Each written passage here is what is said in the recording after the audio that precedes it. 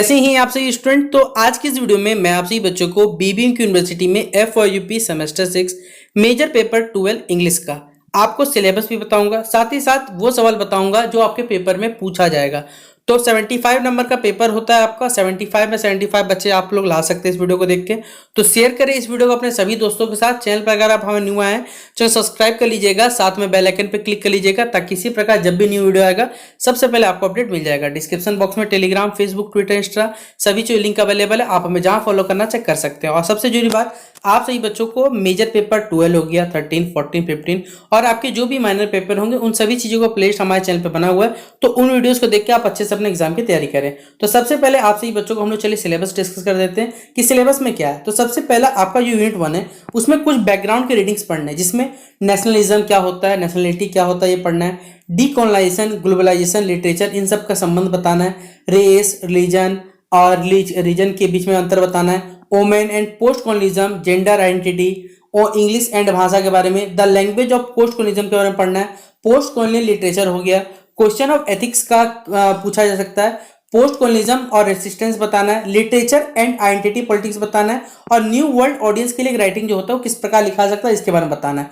तो ये यूनिट 1 का सबसे बड़ा टॉपिक है जिसमें बहुत सारे क्वेश्चन बन सकते हैं। देखिएगा यहाँ पर क्या है, अब यहाँ से देखिए कुछ कुछ कहानी है, कुछ पोएट्री सेक्शन सबसे पूछा हुआ है। जैसे अमिताभ घोष जी का द हंगरी हाइट के बारे में पढ़ना है। यूनिट 3 में सलमान रुश्दी का सेम के बारे में पढ़ना है। ग्रेस ऑगोट का यहाँ पर द ग्रीन लिप्स एक शॉर्ट स्टोरी है। इसके बाद 3 पोएम है देखिए, जिनमें Derek Walcott a cry from Africa poem पढ़ना है, David Malouf revolving days poem पढ़ना है आपको, और Mamang Dai small towns and the river ये भी आपको पोएम पढ़ना है। यानी यहां से देखिए ये सब की सब कहानी है बेसिकली, ठीक है। ये दो, एक ये शॉर्ट स्टोरी पढ़ना है और ये 3 पोएम सेक्शंस आपको पढ़ने हैं, और इन सब से आपको 75 नंबर का सवाल आने वाला है। तो ये था सबसे पहले। उम्मीद करूंगा कि आपको सिलेबस समझ में आ गया होगा कि कौन कौन सा सिलेबस में आपको टॉपिक पढ़ना है। अब आइए आते हैं कि वो सवाल बताऊंगा जो पेपर आपसे डायरेक्ट पूछा जाएगा।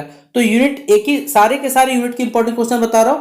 तो यूनिट वाइज सारे के सारे इंपॉर्टेंट क्वेश्चन अगर आपको लगता है कि वीडियो आपके लिए हेल्पफुल है, यूजफुल है, तो दोस्तों को शेयर करना बिल्कुल ना भूलें। तो सबसे पहला सवाल आपसे बच्चे पूछा जाएगा यूनिट वाइज में। यहाँ पर यूनिट 1 बैकग्राउंड रीडिंग्स में, जो कि थ्योरेटिकल कॉन्सेप्ट है, मतलब आप अपने हिसाब से थ्योरी के हिसाब से दिमाग लगा सकते हैं। पहला सवाल, what is post colonialism? Post colonialism क्या होता है, या फिर पूछा जाएगा पेपर में, explain post colonialism and discuss it's की फीचर। इसके की फीचर्स को आपको डिस्कस भी करना है, पूछा जाएगा। बोले भैया ये सवाल कितने नंबर का आएगा? तो ये सवाल आएगा 15 नंबर का। और 15 नंबर का सवाल जब भी रहता है तो मिनिमम 3 पेजेस आपको लिखने पड़ेंगे। लिटरेचर सेक्शन है ना, तो मिनिमम 3 पन्ना से ज्यादा तो आपको लिखना ही पड़ेगा। लेकिन अगर नहीं भी आप नहीं बना पा रहे हो, नहीं लिख पा रहे हो, तो मिनिमम अगर 3 पेज लिख देते हो, तो अगर आपके बेसिकली आपके पास जो भी आपने वर्ड्स लिखे हैं अगर वो सही एक्यूरेट है टू द रिलेवेंट क्वेश्चन पूछा हुआ है, तो आपको टीचर 50 मार्क्स दे सकता है, ठीक है। तो पोस्ट कॉलोनिज्म क्या होता है, इसके की फीचर्स क्या होता है, ये आपको बताने पड़ेंगे। अगला सवाल है, explain the difference between nationalism and nationality. देखिए यहां पर नेशनलिज्म क्या होता है और नेशनलिटी, इन दोनों के बीच में आपको डिफरेंस के थ्रू यहां एक्सप्लेन करना है। और साथ ही साथ आपको जो ये यहां पर एग्जांपल भी लेके समझाना है, लेकिन यहां पर एग्जांपल्स वो एग्जांपल लेने हैं जो कि पोस्ट कॉलोनियल टेक्स्ट से हमें उठाने हैं, और उसके हिसाब से आपको नेशनलिज्म और नेशनलिटी के बीच में यहां पर अंतर यहां पर समझाना पड़ेगा। तो ये था हमारे पास क्वेश्चन नंबर 2।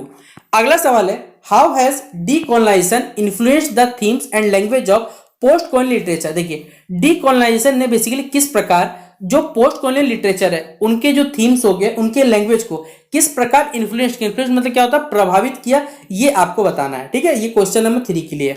अगला क्वेश्चन नंबर 4 है कि discuss the effects of globalisation. Globalisation यानी वैश्वीकरण का क्या प्रभाव पड़ा, और साथ लेकिन किस पे प्रभाव बताना है, तो पोस्ट कॉलोनियल लिटरेचर पर, और जो उनकी पहचान है, आइडेंटिटी है, इन पे उनका क्या असर पड़ा ग्लोबलाइजेशन का, ये बताना है कि रोल क्या है। अगर इस सवाल को दूसरे तरफ पूछा गया कि discuss the role of globalisation on post colonial literature and identity, तो इन सवालों का मतलब लगभग एक ही निकलता है। तो आप बोलिए भैया पेपर में आ गया, तो भैया दोनों का मतलब देखिए आप खुद पढ़ लो क्वेश्चन, आपको खुद ब खुद तो एक रफ आइडिया मिल जाएगा।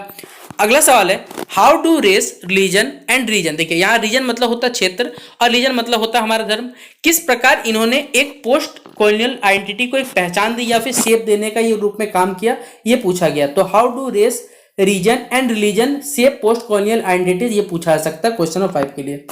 अगला क्वेश्चन नंबर 6 है, examine the representation of gender and identity in post colonial writings. Post colonial writings में जो जेंडर और आइडेंटिटी का देखिए रिप्रेजेंटेशन आपको करना है किसमें, पोस्ट कॉलोनियल राइटिंग्स में, ये बताना है क्वेश्चन नंबर 6 के लिए। अगला क्वेश्चन नंबर 7 है इंग्लिश का, और देखिए जो भी इंडिजीनियस हमारे पर लैंग्वेज जिसमें हमारी भाषा है उसका पोस्ट कॉलोनियल डिस्कर्स में क्या रोल रहा, ये आपको पूछा गया। इसलिए discuss the role of English and the indigenous languages, जिसमें भाषा के बारे में बताना है कि उनका पोस्ट कॉलोनियल डिस्कोर्स में क्या रोल रहा, ये बताना है। फिर यहाँ पर देखिए एथनिक मतलब यहाँ पर जो आपकी नैतिकता रहती है, what ethical questions are raised in post colonial literature, post colonial literature में कौन से इथिकल क्वेश्चन यहाँ पर रेज्ड इन उभर के आए हैं, ये आपको बताना है। तो ये क्वेश्चन नंबर 8 को तो स्टार मार्क कर लीजिएगा। इस क्वेश्चन को देखिए कई तरीके से पूछा जाएगा, याद रखिएगा कि discuss the ethical questions are raised in post colonial literature. तो 15 मार्क्स के सवाल के लिए इसे मोस्ट इंपॉर्टेंट सवाल कर लीजिएगा। अगला सवाल है क्वेश्चन नंबर 9, क्वेश्चन नंबर 10 यहाँ पर कि how does post colonial literature, post colonial literature जो है वो किस प्रकार कॉलोनियल जो नैरेटिव्स उनको रेसिस्ट करता है, ये बताना है। फिर अगला क्वेश्चन है identity, explain how identity politics जो है वो किस प्रकार रिफ्लेक्ट होते हैं पोस्ट कॉलोनियल टेक्स्ट में, ये बताना है। फिर अगला सवाल है क्वेश्चन नंबर 11 में कि what are the major challenges, कौन कौन से मेजर चैलेंजेस है जो कि पोस्ट कॉलोनियल राइटर्स फेस करते थे जब वो किसी ग्लोबल ऑडियंस के लिए लिखा जाता था, तब हमें ये बताना है। तो यूनिट 1 देखिए बड़ा टॉपिक है, अब बड़ा टॉपिक है तो भैया बहुत सारे सवाल यहाँ से पेपर में बन सकते हैं, इसलिए ये 11 सवाल हमने आपको यूनिट 1 से इसलिए बताया। यूनिट 2 देखिए क्या है, अमिताभ घोष जी का द हंग्री हाइड है। इसमें सबसे पहले आपको एक्सप्लेन करना है जो थीम ऑफ डिस्प्लेसमेंट और माइग्रेशन द हंग्री हाइड का, ये बताना है। फिर किस प्रकार जो अमिताभ घोष है वो रिप्रेजेंट करते हैं सुंदरवन और उनके इन्वायरमेंट का अपना नोवेल में, ये बताना है। तो how does Ghosh represent the Sundarban and its environment in the novel. अगला क्वेश्चन नंबर 3 है एक्सप्लेन द, ये सवाल तो इंपॉर्टेंट है कि ह्यूमंस और नेचर का किस प्रकार रिलेशन है द हंगरी टाइड के कहानी के संदर्भ में, ये बताना है। और यहाँ पर जो बेसिकली नोवेल में बहुत सारे मल्टीपल लैंग्वेजेस का और कम्युनिकेशन में इस्तेमाल हुआ, इसको एनालाइज करने पूछा गया है। फिर क्वेश्चन नंबर 5 है यहाँ पर ट्रेडिशन और मॉडर्निटी दोनों के दोनों यहाँ पर हमारे पास क्या विवाद का कारण रहा है दोनों के बीच में हंगरी टाइड में, ये बताना है। फिर यूनिट 3 में सलमान रुश्दी के सेम के बारे में पढ़ना है आपको, जिसमें हिस्ट्री और पॉलिटिकल का क्या रोल है सेम में बताना है। फिर जो रुश्दी है उस पर वो किस प्रकार मैजिकल, बेसिकली वो किस प्रकार मैजिकल का मैजिकल जो रियलिज्म होता है किस प्रकार यूज करके वो पोस्ट कॉलोनियल पाकिस्तान को यहाँ डिपिक्ट करते हैं, बताना है। वायलेंस और जेंडर का सेम में क्या थीम रहा है, ये हमें बताना है। और किस प्रकार सेम का जो पोर्ट्रे है वो पर्सनल और नेशनल आइडेंटिटी क्राइसिस में योगदान, मतलब उसका क्या काम रहा है, ये बताना है। यूनिट 4 में ग्रेस क्लॉट का द ग्रीन लिप्स से आपको पढ़ना है कि कौन से कल्चरल कॉन्फ्लिक्ट्स यहाँ पर पोर्ट्रेट में दर्शाए गए हैं द ग्रीन लिप्स में, बताना है। यूनिट 2 में एनालाइज करना है आपको यहाँ पर सिंबॉलिक मीनिंग क्या होता है द ग्रीन लिप्स का और किस प्रकार स्टोरी रिफ्लेक्ट करता है अफ्रीकन ट्रेडिशन और जस्टिस का। पोएट्री सेक्शन देखिए 3 है यहाँ पर, जिसमें पहला डायरेक्ट जो वॉलकेट है आप फार फ्रॉम, इसमें से क्या 2 सवाल पूछा सकता है कि आपको उसका थीम बताना है कि डिवाइडिंग आइडेंटिटी जो होता है फार फ्रॉम क्राई के बारे में, और किस प्रकार वेलकोट रिप्रेजेंट करते हैं या प्रेजेंट करते हैं कॉन्फ्लिक्ट करते हैं कॉलोनियल और नैरेटिव कल्चर्स को।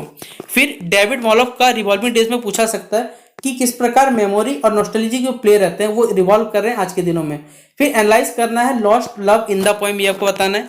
और जो मैमिंग डे है उनका small towns and the river में किस प्रकार मैमिंग डे एक्सप्रेस करते हैं connection between land memory and tradition, और किस प्रकार इमेजिनरी यहाँ पर जो नेचुरल सिम्बोलिज्म पोएम में दर्शाया गया है किस प्रकार इसका यूजेज है, ये बताना है। अब ये थे सारे के सारे इंपॉर्टेंट क्वेश्चन जो आपको यूनिट वाइज बता दिए। अब कुछ एक्स्ट्रा क्वेश्चन जो कि आपको पूछे जा सकते हैं। पहला, पोस्ट कॉलोनियल लिटरेचर क्या होता है, इसके स्कोप पर इसका कह सकते हैं इंपॉर्टेंस क्या है। पोस्ट कॉलोनियल लिटरेचर किस प्रकार रिस्पॉन्ड करता है कि कॉलोनिज्म का लेगेसी और उसके इंप्लिज्म को। फिर कंपेयर करना है आपका आइडेंटिटी को, बेसिकली ट्रीटमेंट ऑफ आइडेंटिटी को कंपेयर करना है 2 पोस्ट कॉलोनियल टेक्स्ट को जो कि आप पढ़ चुके हैं। और क्वेश्चन नंबर 4 है हमारे पास कि पोस्ट कॉलोनियल लिटरेचर किस प्रकार डील करता है power resistance and cultural money के साथ, ये बताना है। तो टोटल ये 4 एक्स्ट्रा क्वेश्चन यूनिट 1 के जो संबंधित पूछे जा सकते हैं वो हमने आपको समझा दिए। तो उम्मीद करूंगा कि आपको ये वीडियो बेहद पसंद आया होगा। तो वीडियो को लाइक और शेयर करने बिल्कुल भी कमी ना करें, और इसी प्रकार वीडियोस पाने के लिए आप हमारे चैनल को सब्सक्राइब जरूर कर लीजिएगा। तो फिलहाल आपसे बच्चे आराम से एग्जामिनेशन दीजिए, बेस्ट एग्जामिनेशन के लिए। तब तक के लिए जय हिंद जय भारत।